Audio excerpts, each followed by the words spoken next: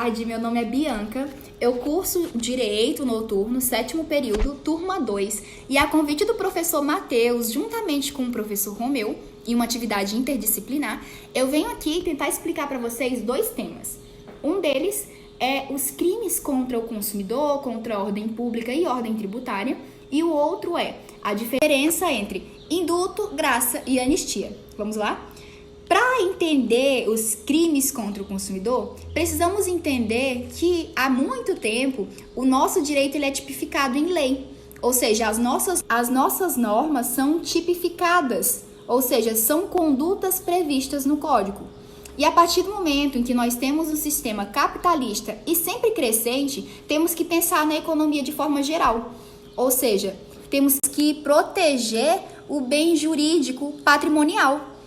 E aí nós vemos que a economia não é um ramo solitário, pelo contrário, ela tem uma ligação com o direito penal, pois a partir do momento em que o nosso sistema econômico cresce, existe também uma onda crescente de lesões aos consumidores, de lesões no sentido patrimonial, e nós temos que defender isso, e foi aí que o direito penal entrou. Existem as sanções para todos os crimes praticados contra o consumidor, contra a ordem econômica e contra a ordem tributária.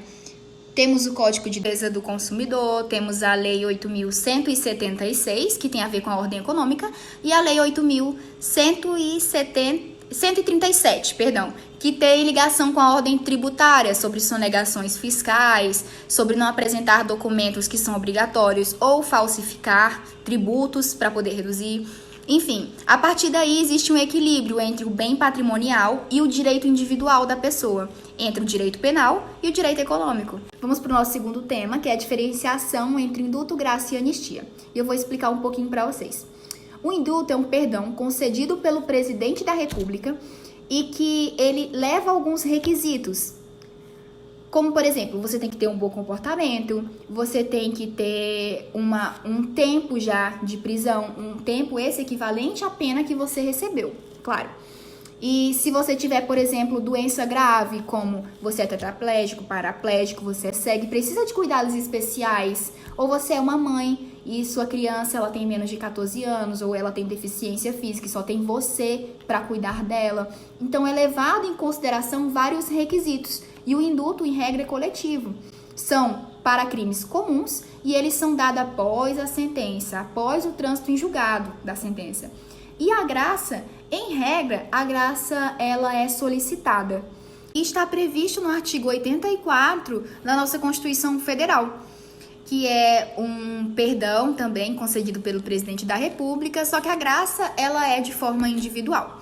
Agora eu vou falar um pouquinho sobre a anistia. A anistia, pelo contrário do indulto e da graça, não são para crimes comuns. Em regra, eles são para crimes militares, eleitorais e crimes políticos. É como se fosse um esquecimento jurídico sobre um fato determinado. E ele não é concedido pelo presidente da República, e sim pelo Congresso Nacional, por meio de lei federal. E uma vez dada essa anistia, ela não poderá ser retirada.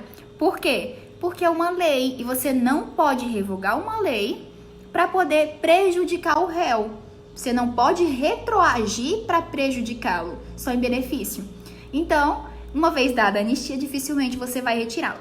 A anistia, ela também é de forma coletiva. Em regra, ela é de forma coletiva por conta dos crimes serem militares, políticos, eleitorais, acaba envolvendo um grupo de pessoas e não uma só. Só que o fato é determinado. Bem, outra diferenciação, além dos crimes comuns e esses crimes específicos, é também que há de ser concedidas antes ou depois do trânsito em julgado da sentença, que é uma outra diferença dos outros 2 institutos. Bem, eu vou encerrar por aqui, porque eu me estendi demais para explicar os 2 assuntos, os 2 temas, mas eu espero que tenha ficado bem claro.